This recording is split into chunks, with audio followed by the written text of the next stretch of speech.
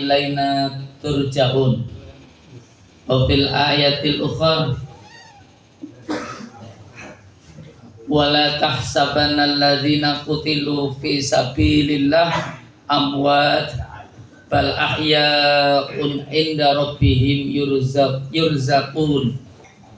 Wa qala nabiyuna Muhammad sallallahu alaihi wasallam innama bu'istu liutamima makarimal akhlak.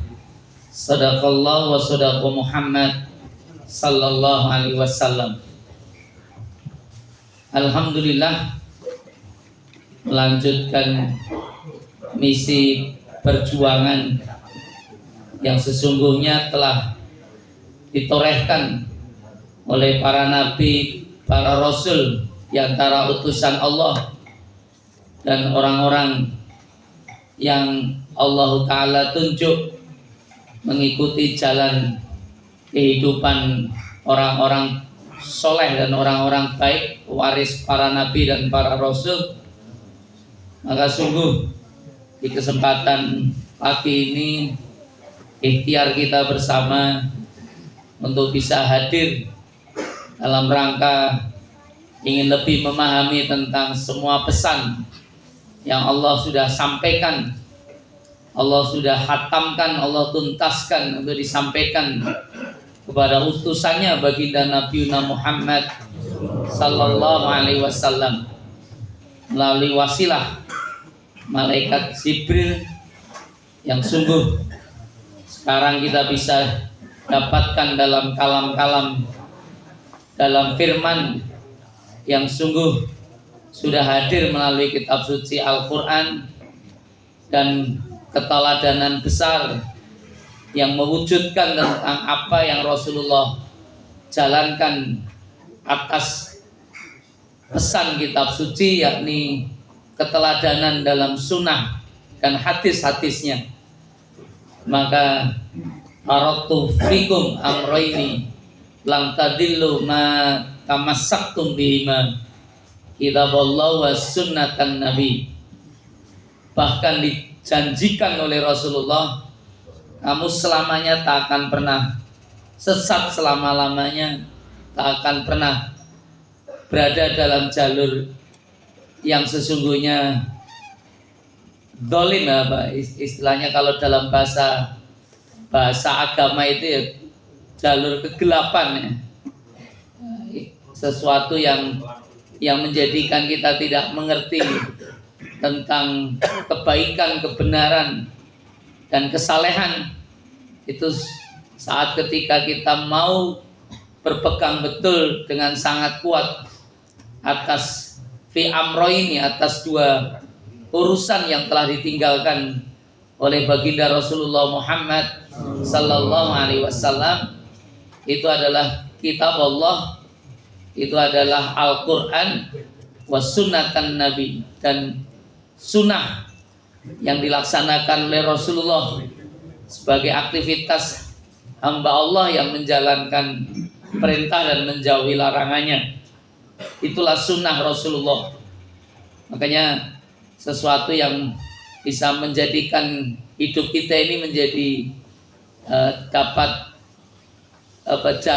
jalan keridoannya. Maka tak penting apakah kita nanti sampai di ujung tujuan atau tidak, tetapi yang paling penting adalah keistiqomahan kita dalam perjalanan ini. Dan bahkan yang paling penting itu adalah saat ketika kita bisa diwafatkan atau dimatikan oleh Allah dalam posisi menjalankan atau berada di jalannya fisabilillah. Saya teringat satu kisah yang disampaikan baginda Nabiuna Muhammad sallallahu alaihi wasallam tentang seorang pembunuh yang sangat berdarah-darah itu tangannya, karena sudah 99 kali dia bunuh manusia atas kejahatan melakukan tanpa hak.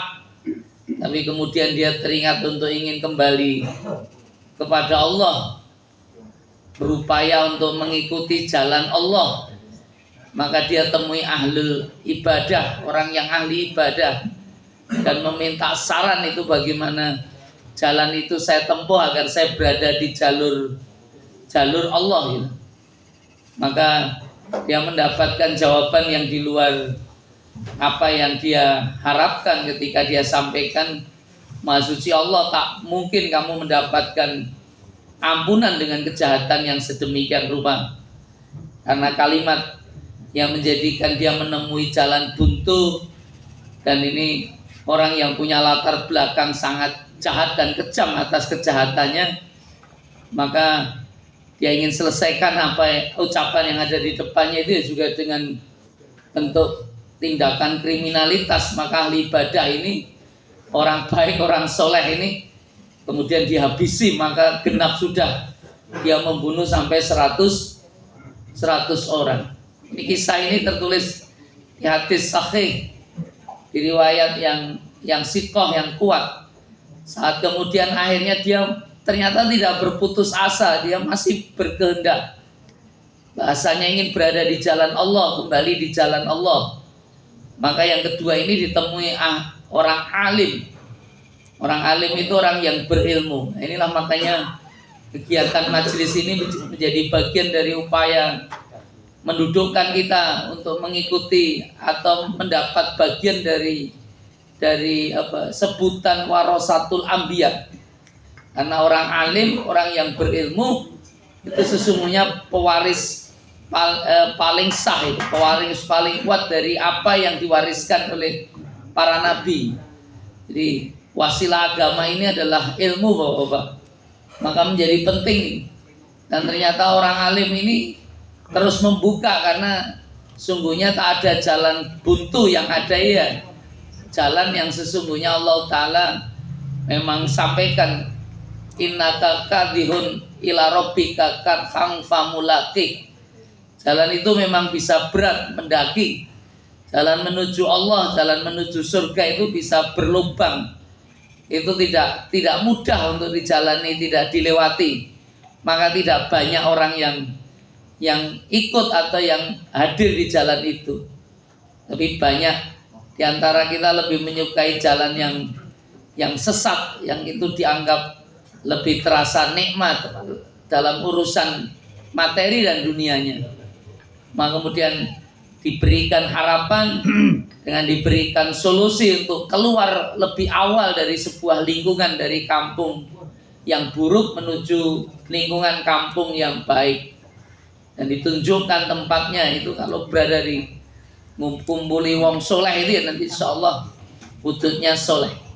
Kalau ada 5 orang yang soleh, Anda masuk di lingkungan 5 orang itu jadi ke-6, pasti Anda akan dianggap jadi orang soleh. Kalau ada 5 orang yang sesungguhnya orang-orang baik dan Anda masuk yang ke-6, pasti Anda akan dimasukkan jadi orang baik. Tetapi kalau ada 5 orang preman bergabung dan Anda kemudian masuk menjadi yang ke-6, bisa dipastikan nggak Anda orang soleh atau preman itu kira-kira? Preman. Ya pastilah Anda orang yang bagian dari yang Anda kumpulkan itu. Maka akhirnya dia mengikuti isyarat itu, mengikuti arahan itu, dan kemudian berjalanlah dia menuju ke kampung yang dia ingin berusaha untuk menjadi baik dengan berjalan dalam lingkungan yang baik, dengan lumuran dosa yang dia bawa, dan dia betul-betul keluar itu dari kampungnya untuk menuju Tuhan, menuju Allah. Belum sampai, saudaraku, belum berada di lingkungan yang dimaksud, bahkan bisa jadi belum ada kebaikan ya, kecuali perjalanan dan langkah kaki yang dia ikhtiarkan berusaha menuju jalan Allah. Itulah fisabilillah. Itu jangan Anda anggap mati saat Allah Ta'ala mencabut nyawanya. Dan ini kisah nyata yang Rasulullah ceritakan, betul hamba Allah ini ternyata diwafatkan dalam perjalanan. Sebuah peristiwa yang akan mengundang debatable ini, kira-kira orang ini di mana posisinya di hadapan Allah Subhanahu wa Ta'ala. Termasuk ada 2 malaikat yang sempat berselisih paham dan pendapat. Satu malaikat rahmah atas kasih sayang Allah, rahmah Allah yang luar biasa, ingin menjemput dia untuk mengantarkan dalam surganya. Yang satu adalah malaikat azab, karena sesungguhnya catatan yang dia baca atas kehidupan orang ini yang sangat sangat buruk dan sangat jahat atas apa yang pernah dia perbuat di buminya, di muka buminya Allah ini. Ini makanya kata Syekh Imam Albani, dia sampaikan tetap berjalan, tetap istiqomah di jalan Allah. Walaupun kita paham jalan kita ini seperti kura-kura itu. Kura-kura itu artinya ya enggak cepet-cepet itu. Nek arep baik itu kadang-kadang ya letoy, lemah, tetapi yakinilah agar suatu saat Allah menjemput ajal itu kamu dalam jalannya aja. Itu yang jauh lebih penting. Maka inilah sesuatu yang menjadi nasihat dan wasiat bersama, dan betul orang ini akhirnya kemudian mendapatkan solusi dari malaikat pengadil yang kemudian ngasih isyarat kepada dua malaikat ini untuk menyelesaikan problematika yang didapat ini, termasuk ahli surga atau orang yang akan mendapat azab besar dari sisinya karena kejahatan dan dosa-dosa yang sudah dijalani dan dilakukan.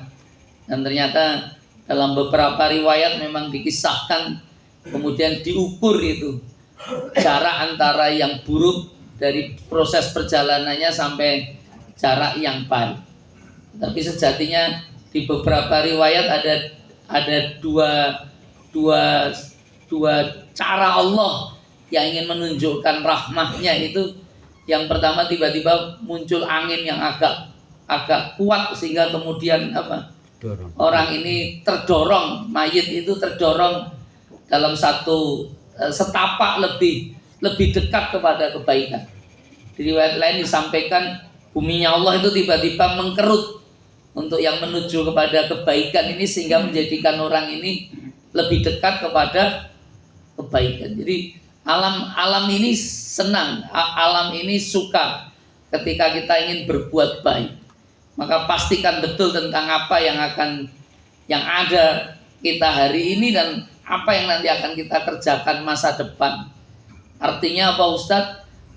Memang masa lalu yang penuh kesalahan, masa lalu yang penuh problem atas diri kita dengan dosa-dosa ini, itu masa lalu. Konsep memperbaiki masa lalu itu nggak pernah bisa, waktu itu sudah berjalan. Apa yang sudah terjadi ya terjadilah. Yang paling penting hari ini adalah bagaimana kita ingin menatap masa depan. Dan inilah yang dibangun dalam Islam dengan memberikan konsep harapan, membangun keimanan tentang surganya, tentang balasan-balasan yang indah atas kehidupan seseorang. Nah, ini akan meringankan jalan, akan memudahkan cara agar kita ini menjadi orang-orang baik itu. Makanya yang paling penting memang hari ini, esok hari kita tidak pernah tahu, tetapi terus berharaplah tentang hari esok yang pasti jauh lebih baik dari masa kemarin atau bahkan hari ini, dengan sebuah proses perjuangan, langkah-langkah yang berat, mendaki. Orang kalau jalan mendaki itu kan ya lebih relatif berat, itu beban yang dia akan tempuh karena dia melawan gravitasi bumi. Tetapi famulaki, yakin betul bahwa akan ada saatnya perjumpaan tentang itu. Itulah keyakinan yang terus harus kita tanamkan atas diri kita dalam kehidupan ini. Berpikir positif, berpikir optimis untuk bisa hidup ini jauh lebih baik. Walaupun mungkin kalau bicara tentang kehidupan kita sekarang, hidup kita ini sedang tidak baik-baik saja. Tapi ya yakin, percaya, dengan keyakinan dan percaya inilah membangun konsep semangat dan memunculkan harapan yang menjadikan banyak orang tidak bahagia dalam kehidupannya itu karena gagal membangun mindset cara berpikir atas kehidupan. Hidupnya lebih dibebani oleh masa lalu, penyesalan yang tak putus. Yang sudah terjadi ya terjadilah. Karena dalam Islam Allah Ta'ala sudah memanggil dan menyeru dengan kalimat yang tegas dan jelas. di Quran surat Al-Fajr itu ayat 27 sampai 30, ya ayat Tuhan nafsul mutmainnah irji ila rabbiki radiyatan mardiyah fadkhuli fi ibadi wadkhuli jannati. Ini yang dipanggilkan orang-orang yang jiwanya tenang, nafsul al-nafsul mutmainnah. Ini nafsu yang sudah stabil betul. Mutmainnah itu jiwa yang sudah mapan, sudah selesai apa dunianya. Orang kalau mengatakan seperti dunia itu kan cara berpikir yang sementara sebenarnya. Kita ini kadang-kadang terbebani oleh sesuatu yang sementara tetapi tidak pernah berpikir tentang sesuatu yang abadi. Yang lebih kita pikirkan ini ya materi kita lupa bahwa ada alam imateri yang jauh lebih lama, jauh lebih panjang, dan itu yang akan kita jalani. Makna dunia itu kan kalau dalam bahasa Arab kan dimaknai dengan sesuatu yang sebentar dan sementara. Makanya firman Allah, wal akhiratu khairu laka minal ula, wal akhiratu khairu wa abqa. Ini ayat Allah ya. Dan yang akhirat itu harusnya lebih kau prioritaskan sesungguhnya, karena itu lebih besar nilainya. Dan wal akhiratu khairu wa abqa, itu cara berpandang tentang akhirat itu adalah cara pandang terbaik. Dan wa abqa itu sifatnya bukan dunia, itu abqa. Namanya dunia itu kan abqa, itu abadi, itu jauh lebih lama. Artinya kan sesuatu yang lama. Jadi proses menimbang ini penting untuk bisa kita kerjakan dan kita lakukan. Bapak Ibu yang dimuliakan Allah, maka pelajaran-pelajaran atas hamba-hamba Allah yang Allah Ta'ala hidupkan di antara kita mudah-mudahan bisa menjadi ibrah terbaik. Kalau Rasulullah tadi menceritakan tentang kasus yang akhirnya Allah menangkan itu. Itu memang kisah ini betul-betul bisa memotivasi siapapun atas apapun masa lalu seseorang dalam kegelapan yang sangat kelam. Yakinilah bahwa kamu masih bisa menyalakan lilin, dan itu jauh lebih solutif, menjadi solusi daripada Anda pisu-pisui kegelapannya. Anda pisu-pisui PLN yang sekarang 40% sudah bukan milik bangsa negeri ini.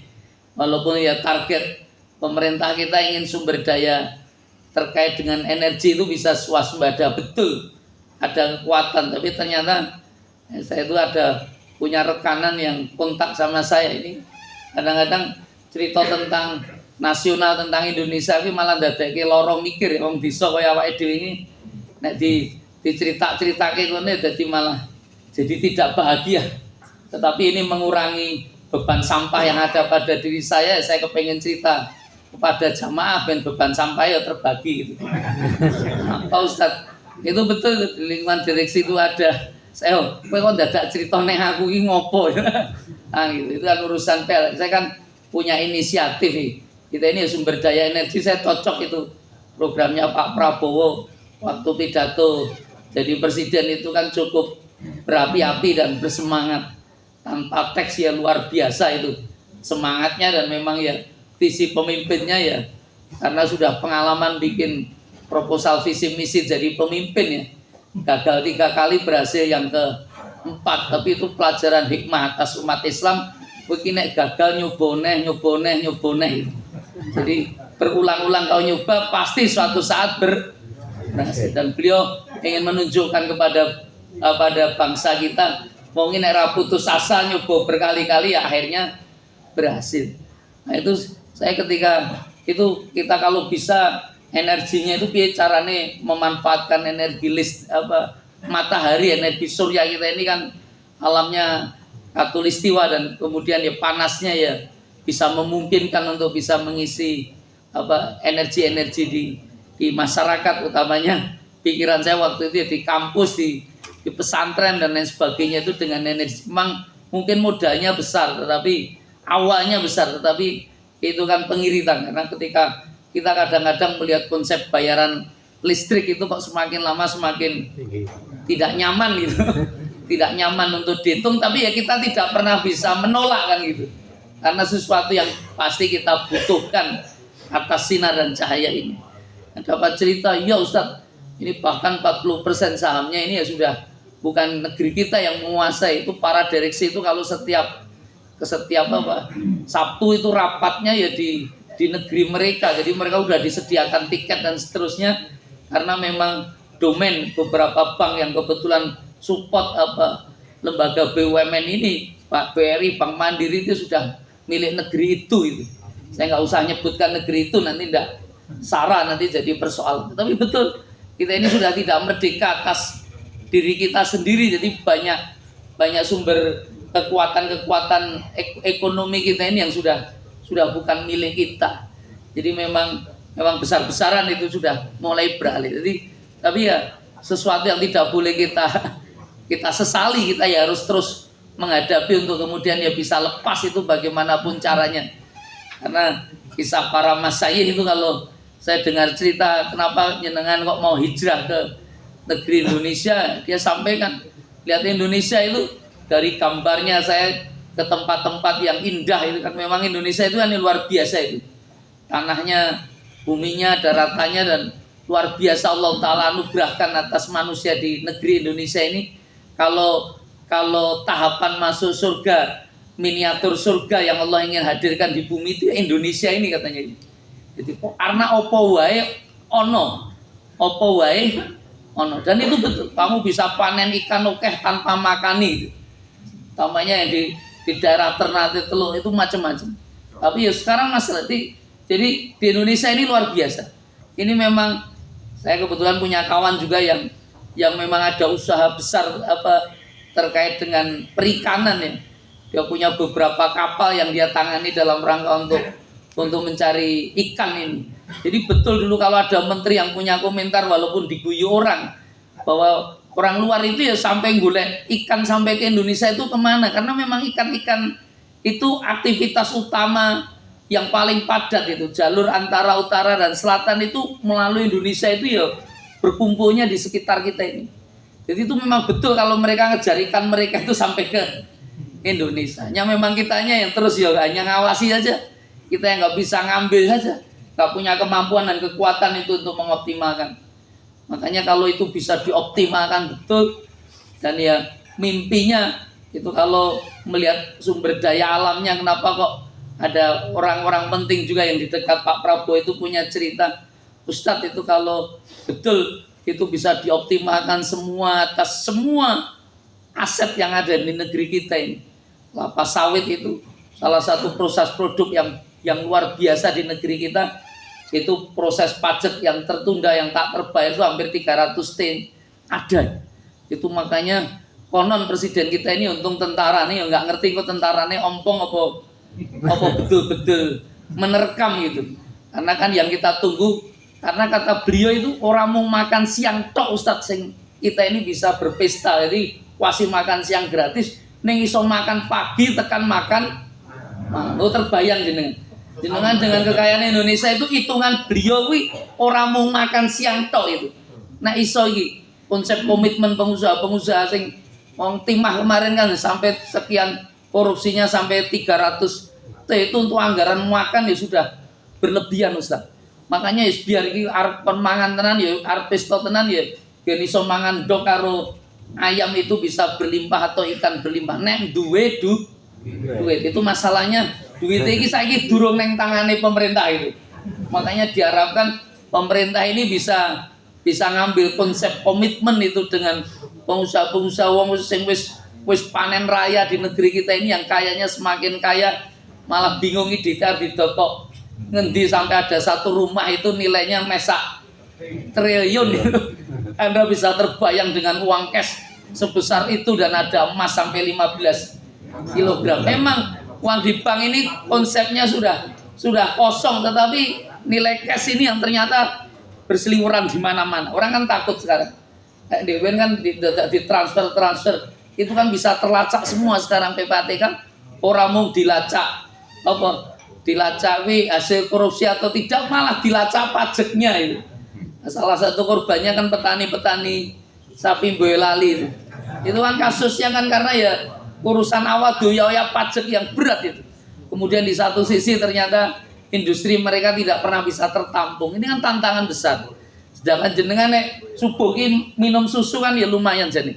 Kan itu artinya kan setiap pagi orang mau kayak daging dong ning nganggo ngombe susu, dan susunya susu asli loh, susu sapi loh, artinya kan gitu. Tapi kan konsep itu kan tidak terjadi di negeri ini. Nah ini yang masalah siapa? Kita ngombe susu angel kono malah do mandi susu kan itu. Nah inilah konsepnya bisa ada nilai-nilai yang bisa terbangun seperti itu. Makanya inilah semangat kebersamaan yang mudah-mudahan bisa kita uraikan agar negeri kita dari yang kurang baik atau tidak baik ini menjadi baik-baik saja. Tapi ya hidup itu tetap terus berlanjut, kehidupan ya akan terus kita jalani apapun yang akan terjadi. Tapi ya pesan-pesan hamba-hamba Allah ini saya minta maaf, saya ucapkan terima kasih juga. 2 pekan yang lalu mertua saya ya, tanggal 1 itu tepatnya di hari Jum'ah itu Pak Haji Muhammad Amir SH oleh Allah Ta'ala wafat, dan saya saksikan langsung alhamdulillah takmir masjid itu ya, datang ke sana beberapa jamaah yang hadir juga mensolatkan, karena memang salah satu pesan yang utama untuk anak-anaknya, ya aku meninggal aku sing nyolatke okeh itu. Makanya dia bersikeras kok ojo langsung diangkat di makbaroh hampir noneng pondok, karena ning pondok itu ono 2000 santri. Dia pikir itu ya 2000, tetapi ya berkah oleh Allah betul itu. Kemarin memang oleh Allah ya tidak hanya orang yang datang maupun tidak datang. Saya ngisi di Masjid Agung juga, takmir Masjid Agung juga cerita. Tapi 2 pekan sebelum Bapak beliau wafat itu kami silaturahmi juga ke rumah beliau. Ya bagian dari silaturahmi takmir Masjid Agung Solo.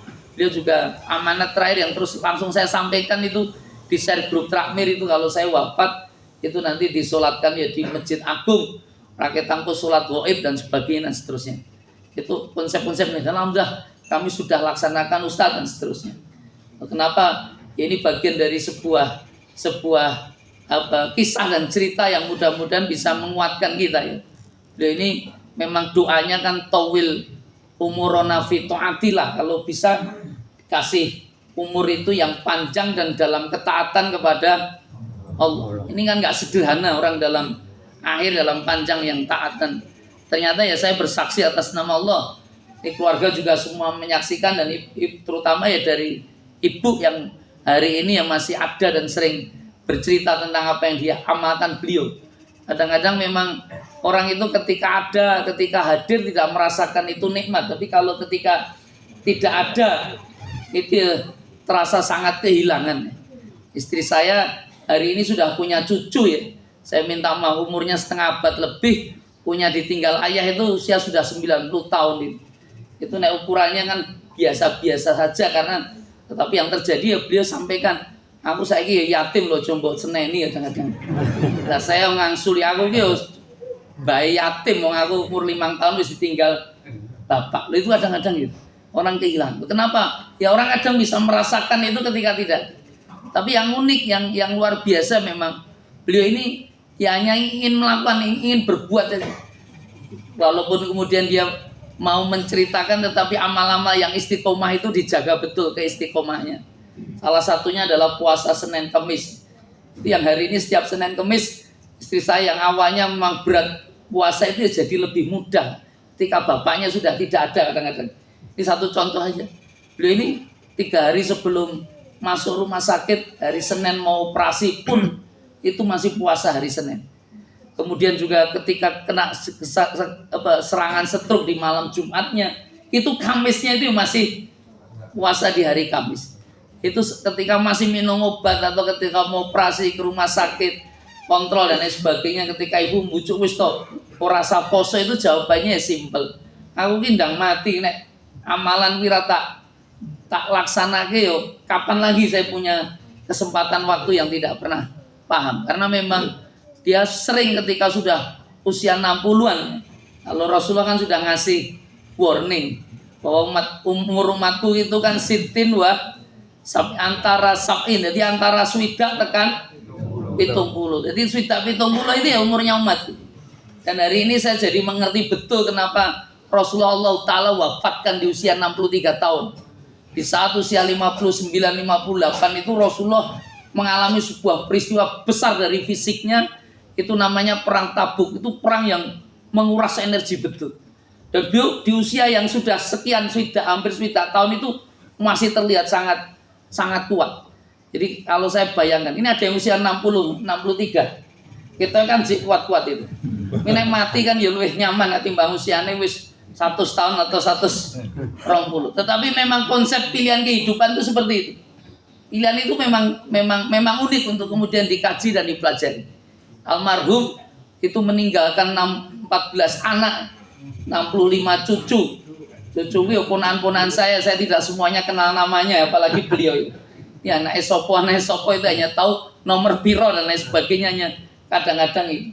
Dan di antara cucu ya sudah pada menikah, ada 3-4 dan sudah punya buyut juga, punya cicit, jumlahnya hampir 9,5 sebentar lagi mau ada yang lahir ini kadang-kadang gitu.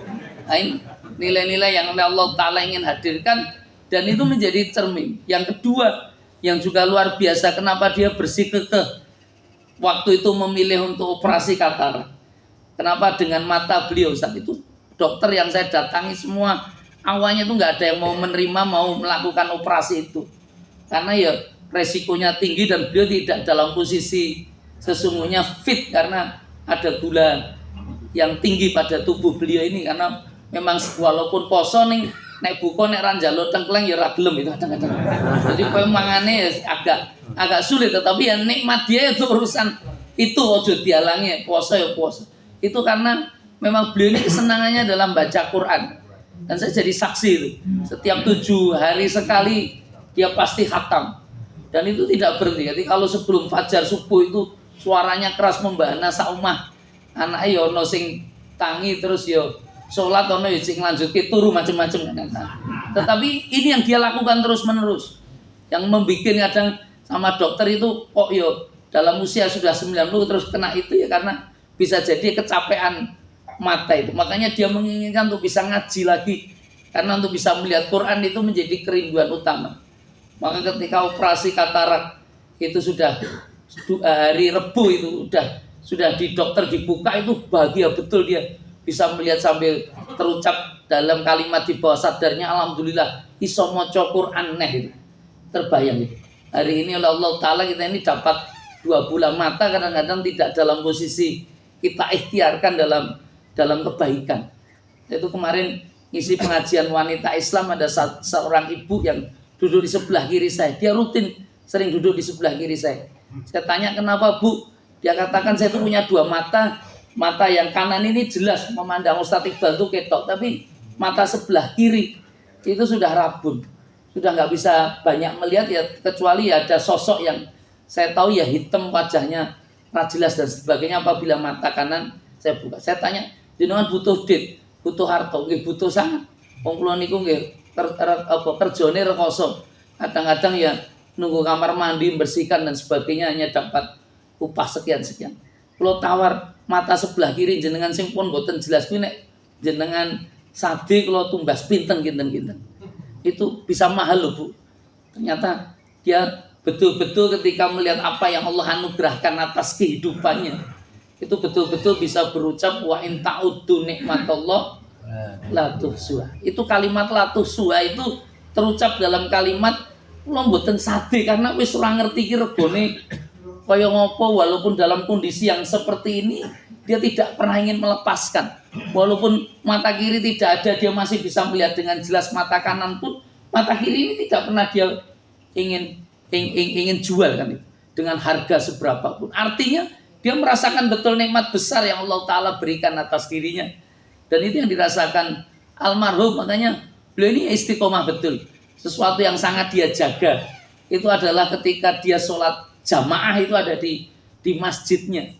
Karena ketika saya tanya kenapa jenengan kok yo sampai ngeriwang itu, kalau di grup keluarga itu ketika yang biasa kan ada kita bagi ini putunya sopo putrane yang tinggal di dekat situ, ngantarke mbah kakung nanti ke masjid, karena beliau ini kan ya juga butuh dituntun, tidak cukup dengan apa itu, tapi dia memaksa, tekan itu ada kursi itu di Masjid Fauziah yang sangat dekat dengan rumah kita itu memaksa. Kalau enggak dia mesti berangkat sendiri, kadang-kadang bisa jatuh atau apa kan jadi masalah, jadi problem. Yang dibantu juga oleh ustadz-ustadz yang ada di sekeliling pesantren. Itu pernah bilang sama saya, di antara waliullah, cara bagaimana Allah Ta'ala ingin mengangkat rasa cinta kita kepada Allah itu, dia ingat tulisan Sufyan Asy'ari. Dia tunjukkan kitabnya kepada kami sambil dia uraikan. Itu ada seorang waliullah namanya Sufyan Asy'ari, itu keunggulan yang beliau miliki itu bukan berapa banyak zikir yang dia lakukan, berapa banyak amal kegiatan yang dia kerjakan, tetapi ternyata adalah respon yang sangat kuat dia tentang panggilan Allah. Dan panggilan Allah yang paling kuat yang hari ini kita orang sehat masih punya telinga dengar itu adalah kan adzan. Adzan itu kalau duwe handphone tiba-tiba berdering ana tulisannya Gusti Allah, kira-kira ndang diangkat apa ya diabekke ditinggal? Mau langsung diangkat atau ditinggal? Atau di reject, ditolak? Osek to mungkin manggile. Apa gitu kira-kira?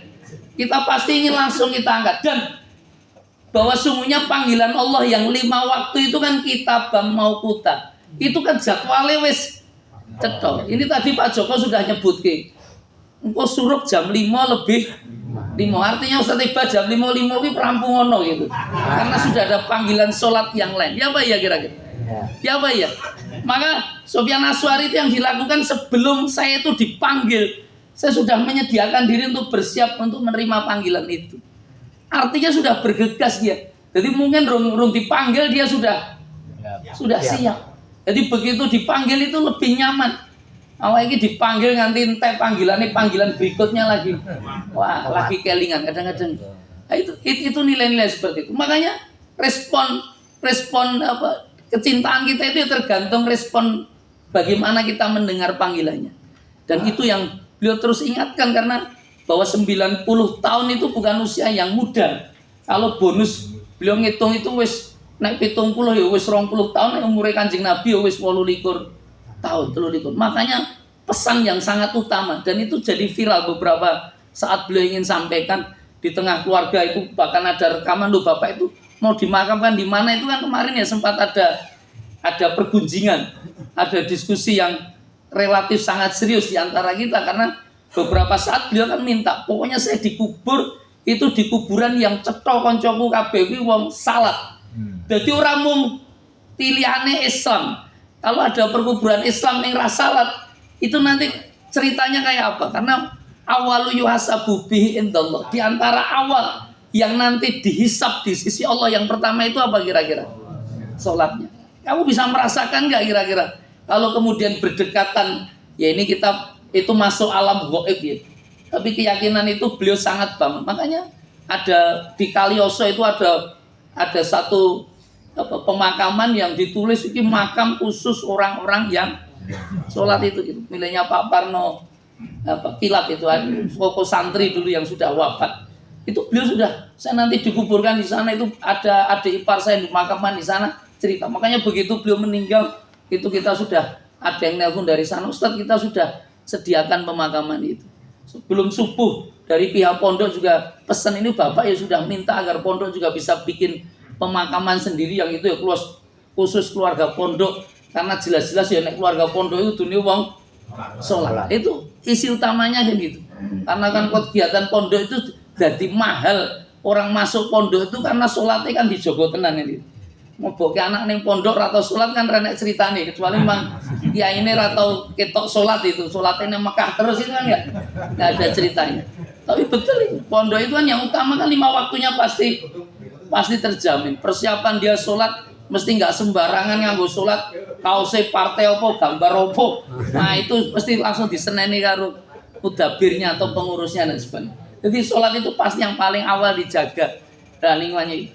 Ternyata oleh Allah juga ada juga pemakaman yang kebetulan ya itu Ustadz ada pemakaman yang Ustadz Ridho itu kebetulan istrinya dulu dimakamkan di sana, dia usulkan itu khusus jamaah pengajian. Artinya kalau jamaah pengajian yo kudune yo wis sholat gitu. Konsep jaminan sholat memang Allah alam, tapi mengikhtiarkannya jadi seperti itu.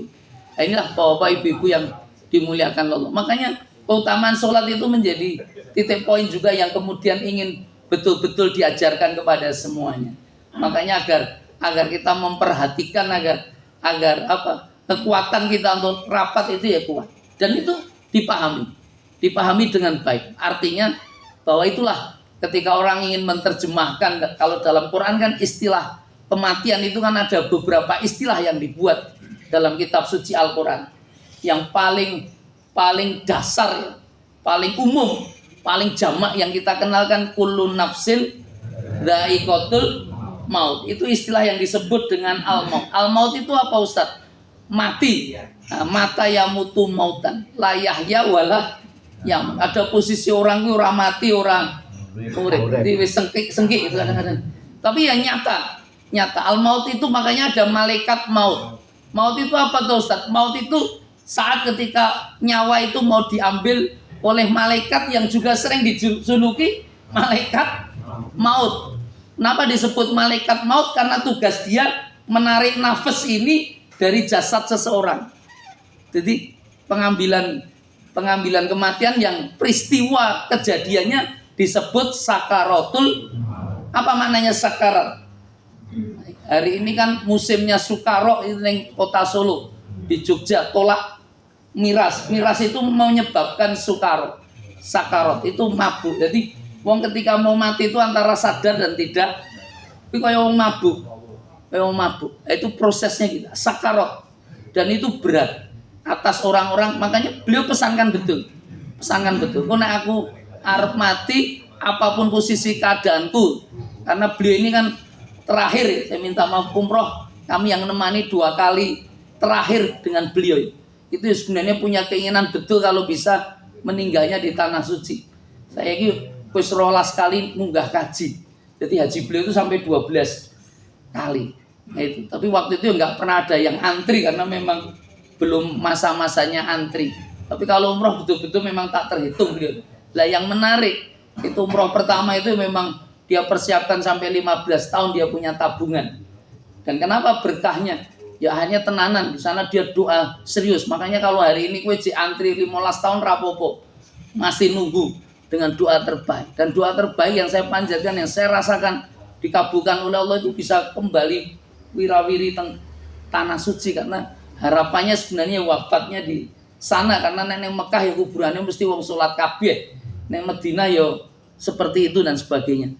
Tapi ternyata oleh Allah ya sempat saya tanya kok jadak minta bola bali, dan yang menarik itu di doanya itu, makanya doa itu sebagaimana yang diminta, wih gratisan gitu. Makanya ketika terakhir berangkat itu pun dia dapat hadiah dari satu koperasi di mana dia punya kegiatan saham di sana. Jadi betul-betul semua berangkat itu nggak ada yang beliau biaya keluar itu kan, tapi betul-betul dibiayai orang, dapat hadiah dan lain sebagainya dan seterusnya. Nah itu nilai-nilainya seperti itu dengan semangat yang tinggi. Lah kenapa kok dadak gratisan? Panjenengan mbak minta iso bola bali yang bayar dewi kan ya malah tambah suki. Lah cara berpikir beliau sederhana. Aku ki pegawai negeri. Nek pegawai negeri itu kan modelnya kan gajiannya awal bulan. Nek akhir bulan kan yo pikirannya rada rekoso itu. Nunggu nek awal bulan. Beda karo pengusaha. Kalau pengusaha itu kan cara berpikirnya kan unlimited. Tidak dalam posisi ada batasan. Kalau pegawai hitungannya gitu lah. Kalau dia anak 14 itu di ASN itu sing ditunjangan ger loro. Lah sing 12 kuwi sing nunjang sapa nek ra. Nah, itu kan nggak mungkin saya gunakan untuk naik haji atau umroh berkali, dan pasti membutuhkan biaya. Tapi yang sangat menarik bagi saya itu begitu beliau wafat itu hari Sabtu, hari Ahad, tamu itu nggak berhenti. Dan dari jauh-jauh, ada yang dari Riau, ada dari Surabaya, ada yang dari Lampung, ada yang dari Kalimantan, bahkan ada yang dari Papua. Loh ini serius, kok bisa Ustadz? Dan beliau itu salah satunya ada yang protes sama saya juga.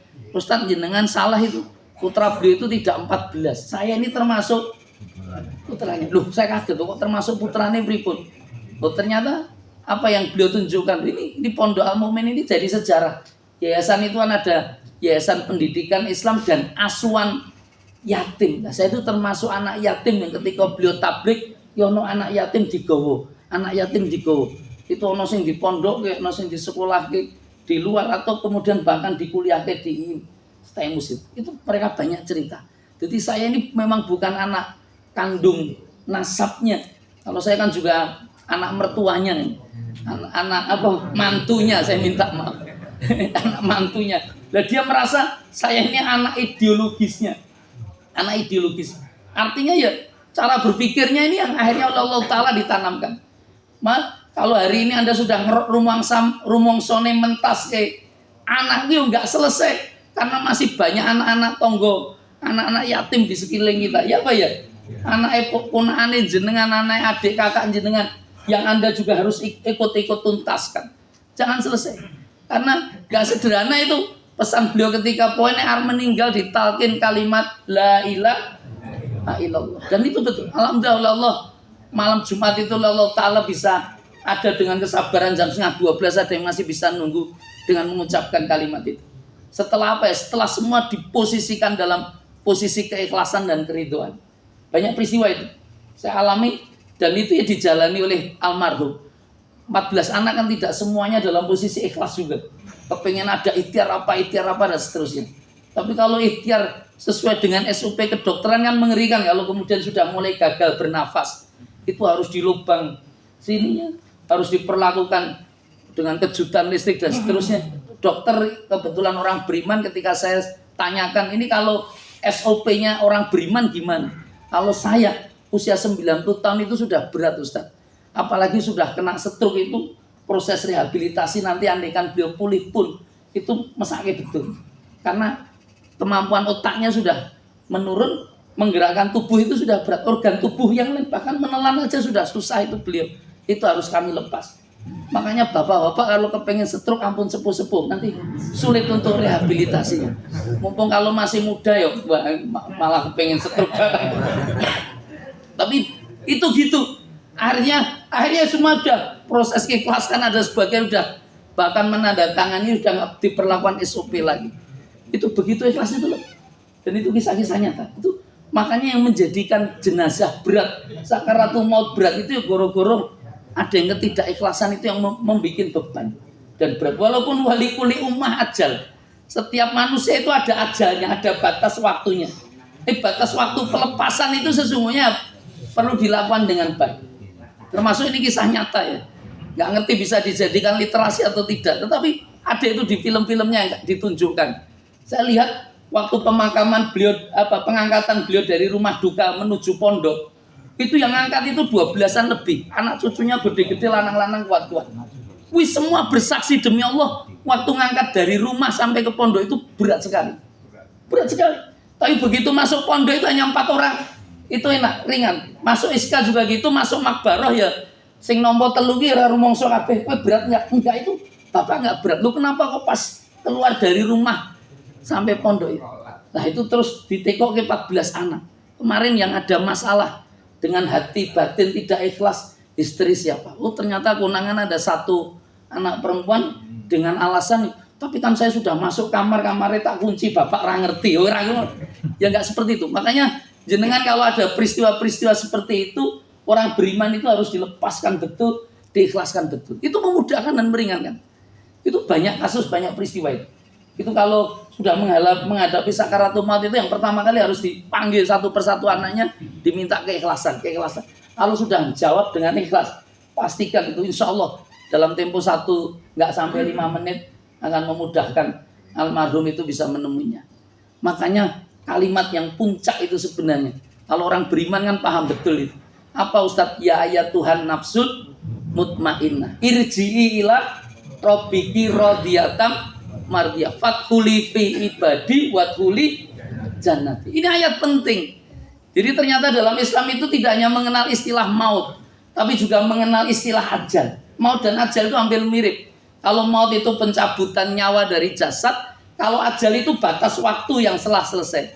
Sempurnanya kalau dia membawa dalam Islam itu dikenal istilah sumatu wafauna ujurakum yaumal qiyamah. Itu namanya wafat. Wafat itu apa Ustadz? Wafat itu kesempurnaan. Jadi orang itu kadang-kadang sudah merasa sudah siap, aku dikubur kene ndi kan kafanku bagaimana dan seterusnya. Itu memang konsepnya wafat. Dia sempurna. Sempurna apa? amalan kebaikan dunianya. Insya Allah balasannya pun menjadi sempurna. Tapi puncak istilah yang digunakan di Quran ketika orang meninggal itu sesungguhnya istilahnya sangat indah. Apa Ustadz? Ya ayat Tuhan nafsul mutmainah. Bahasanya itu irji'i. Tahu irji'i? Irji'i artinya apa? Pulang. Inna lillahi wa inna ilaihi roji'un. Irji'i itu roji'un. Irji'i itu apa? Pulang. Pulang. Orang kalau pulang kerja seneng nggak? Pulang umroh, pulang haji seneng nggak? Nah, pulang ke hadirat Allah seneng nggak kira-kira? Nah, kenapa seneng Anda? Wong Anda besok ya semuanya akan pulang. Ya apa ya kira-kira? Sudah siap pulang nggak kira-kira? Nah itu masalahnya. Kamu nggak begitu siap untuk seneng kelihatannya. Kenapa? Karena Anda tidak dalam posisi wafah menyiapkan bekal terbaik untuk perjalanan pulang. Itu kalau kita sudah pulang dengan cara apa Ustadz? Yang penting rodiyatam mardiyah. Saya punya kawan anak kembar, satunya namanya Rodiyah, satunya Mardiyah. Artinya apa tuh Rodiyah, Mardiyah? Mardiyah itu diridhoi Allah. Orang itu paling nyaman hidupnya itu adalah diridhoi Allah.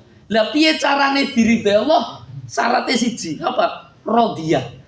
Rodiyah itu apa Ustaz? Rodiyah itu kue ridho ketentane Gusti Allah. Jadi keridhaan itu penting. Ridho tidak hanya kepada almarhum tetapi kepada semua pihak. Nah, itu yang harus kemudian kita jalani. Makanya fakuli fi ibadi watkuli. Anda bagian dari hambanya Allah dan Anda pasti dimasukkan dalam surganya. Maka pastikan agar kita berada di jalannya dalam keridhaan yang Allah Ta'ala berikan. Allahumma amin. Demikian yang bisa saya sampaikan, mudah-mudahan bermanfaat. Mudah-mudahan oleh Allah dilimpahkan rahmah dan kasih sayangnya, kita senantiasa berada di jalan hidayahnya. Al-Fatihah. A'udzubillahi minasyaitonirrajim. Bismillahirrahmanirrahim. Alhamdulillahirabbil alamin. Arrahmanirrahim. Maliki yaumiddin. Iyyaka na'budu wa iyyaka nasta'in. Ihdinas siratal mustaqim. Siratal ladzina an'amta 'alaihim ghairil maghdubi 'alaihim waladdallin. Amin amin. Aku lupa astaghfirullahaladzim. Mari kita tutup majelis dengan doa kafaratul majelis. Subhanakallahumma wa bihamdika asyhadu an la ilaha illa anta astaghfiruka wa atubu ilaik. Kurang lebihnya mohon maaf sebesar-besarnya. Billahi taufiq wal hidayah. Assalamualaikum warahmatullahi wabarakatuh.